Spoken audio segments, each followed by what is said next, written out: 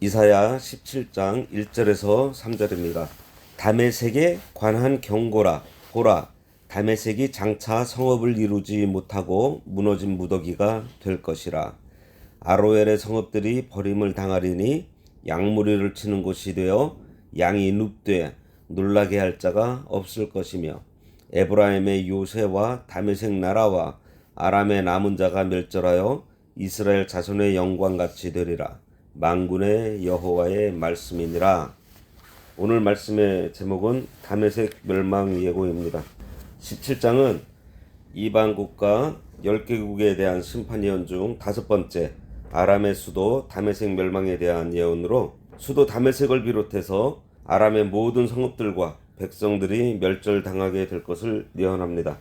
다메섹의 멸망 예언은 이미 7장과 8장에 예언되어 있는데요. 거기에서는 남유다의 구원과 보호에 대한 약속의 내용 중에 언급되어 있었고, 여기서는 온 세계를 향한 하나님의 경영을 계시하는 차원에서 다시 한번 언급하고 있는 것입니다.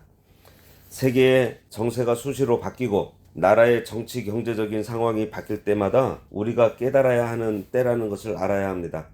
그리고 우리 삶 가운데서도 일어나는 모든 일들 가운데 이게 뭐 그러지? 어쩔 수 없지 뭐 이러면서 넘기는 것이 아니라 이 일을 통해서 하나님께서 어떤 일을 하실지 기대하며 말씀에 비추어 바라보는 시각을 가질 때에 하나님께서 깨닫게 하세요. 그래서 깨닫는 자는 하나님의 뜻을 알게 되고 그 뜻에 맞는 삶을 살아감으로 하나님의 은혜를 맛보며 기쁘고 즐거운 삶을 살아가게 됩니다. 그래서 오늘 말씀에서 다메섹이 망하는 모습만 볼 것이 아니에요. 다메섹 심판을 통해서 하나님께서 우리에게 무엇을 알려주시려 하는지 깨달아야 합니다. 하나님께서 다메섹을 심판하고 북쪽 이스라엘을 심판하시는 이유는 하나님의 백성을 하나님께로 돌아오게 하시는 방편으로 쓰시기 위한 거예요. 바벨론부터 열방의 심판 예언을 시작하면서 말씀드렸듯이 하나님께서는 하나님의 백성을 중심으로 해서 이 세상을 경영해 나가십니다. 다메섹의 멸망은 하나님의 백성 이스라엘을 하나님 앞에 바로 서게 하시려는 하나님의 특별한 간섭인 것입니다. 1절에 다메섹에 관한 경고라.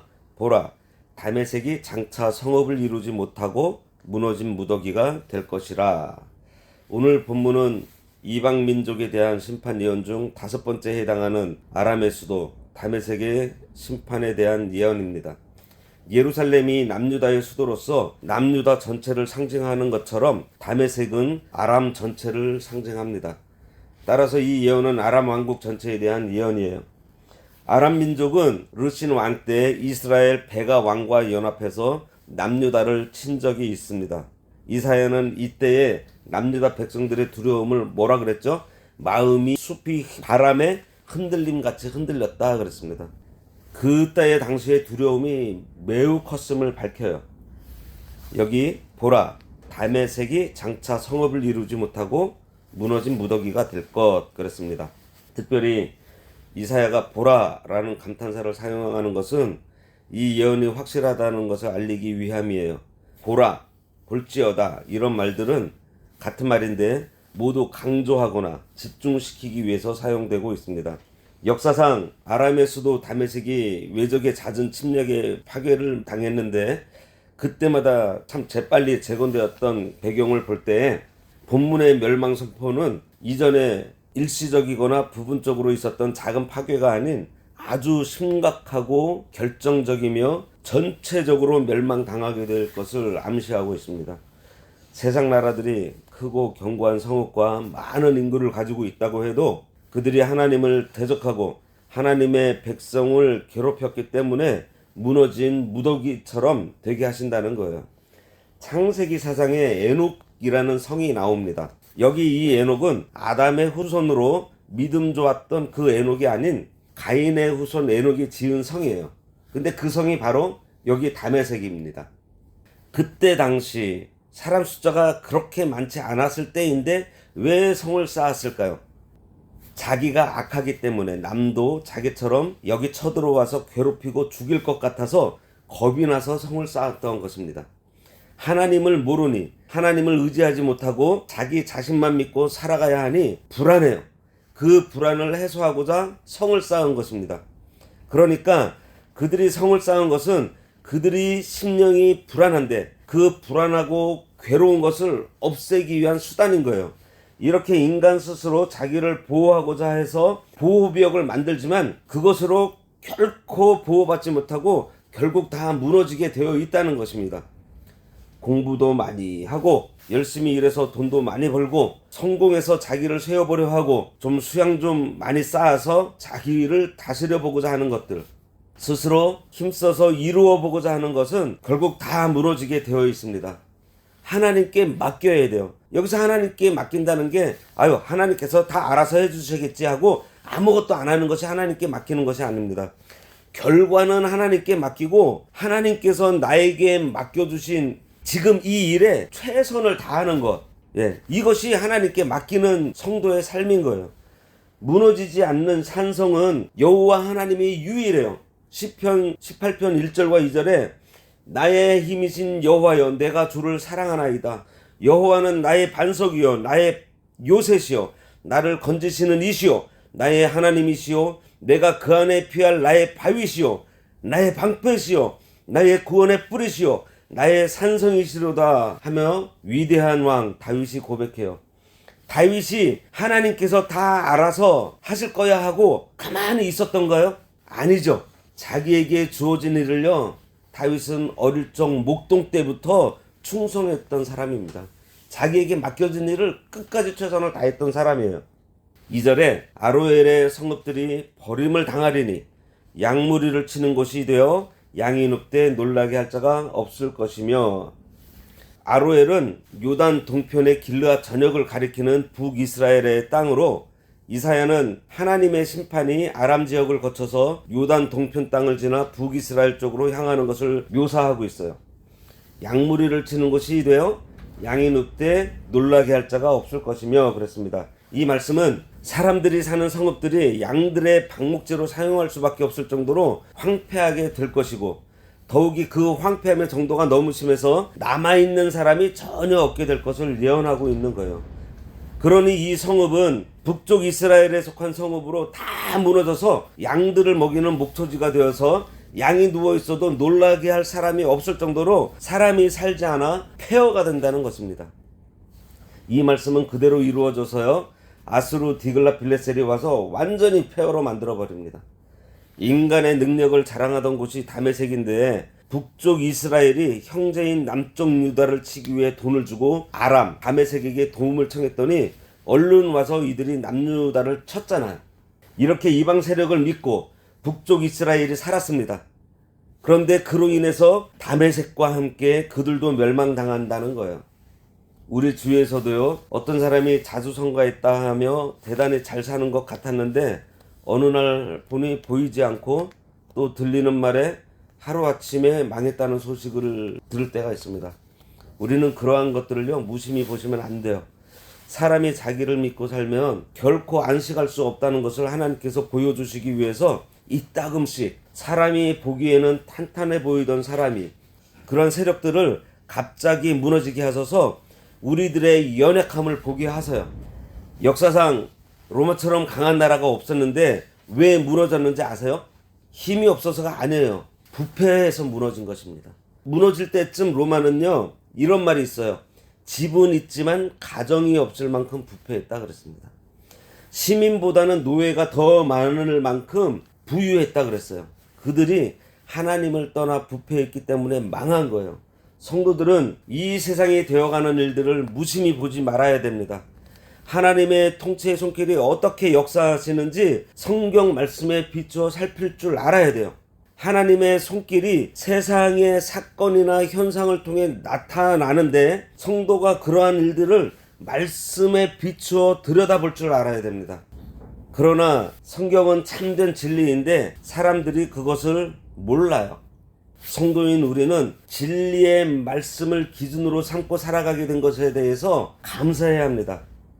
3절에 에브라임의 요새와 다메섹 나라와 아람의 남은 자가 멸절하여 이스라엘 자손의 영광같이 되리라. 만군의 여호와의 말씀이니라.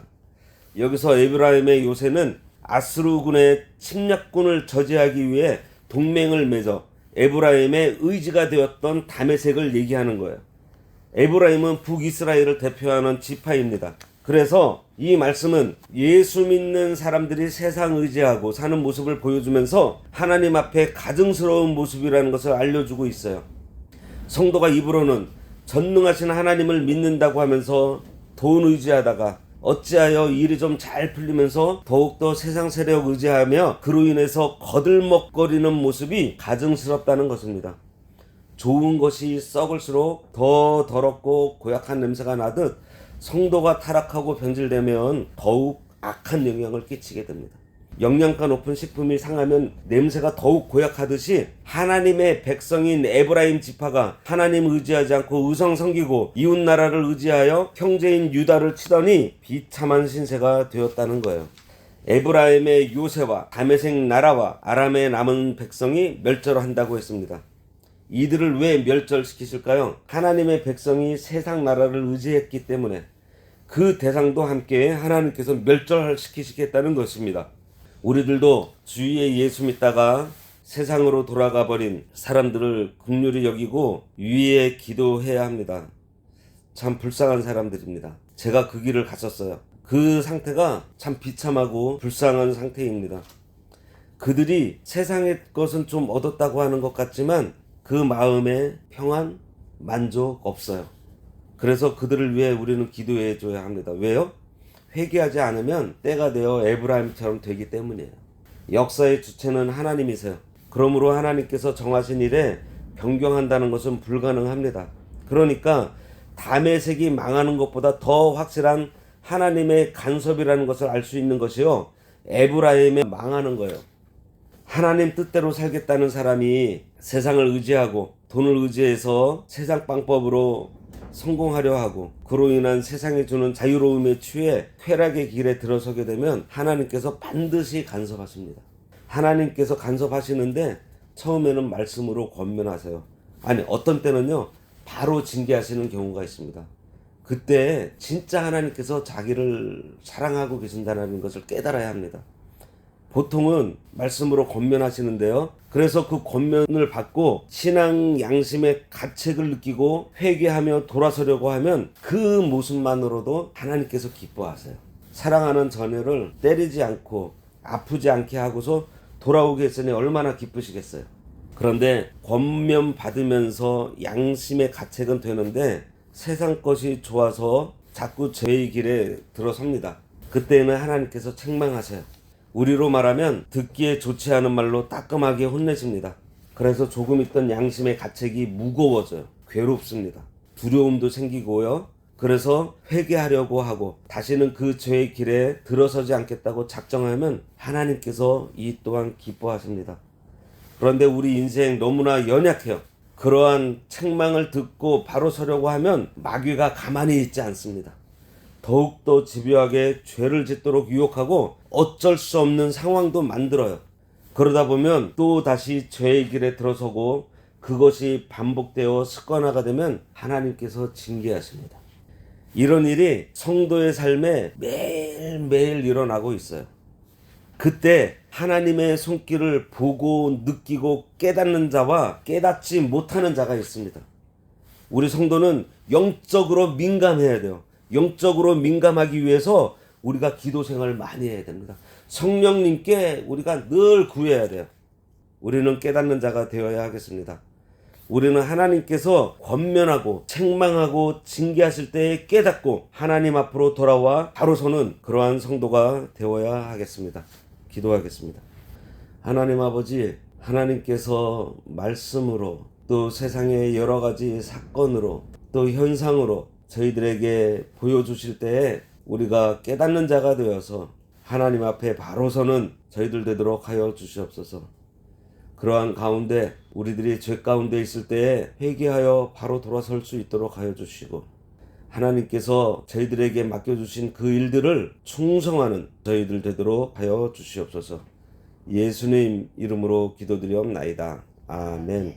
하늘에 계신 우리 아버지여, 이름이 거룩히 여김을 받으시오며 나라가 임하시오며 뜻이 하늘에서 이루어진 것 같이 땅에서도 이루어지이다. 오늘날 우리에게 일용할 양식을 주옵시고 우리가 우리에게 죄 지은 자를 사하여 준 것 같이 우리 죄를 사하여 주옵시고 우리를 시험에 들게 하지 마옵시고 다만 악에서 구하옵소서. 대개 나라와 권세와 영광이 아버지께 영원히 있사옵나이다. 아멘.